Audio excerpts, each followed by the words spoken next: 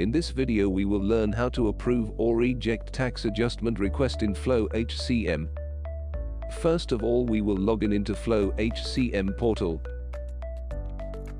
Here is the dashboard. Click on the Payroll module on top navigation bar. So here you can see Payroll Approval Form. Here you can see all the filters for selection criteria of approvals. Payroll Type drop-down shows all types of requests that can be viewed. Select Tax Adjustment from drop-down.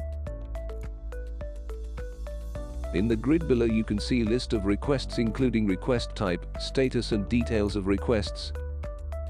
You can either approve or reject request from here, or you can approve or reject from here after reviewing the details and enter comments as well. Then save. System will show a small pop-up indicating that your request is successful.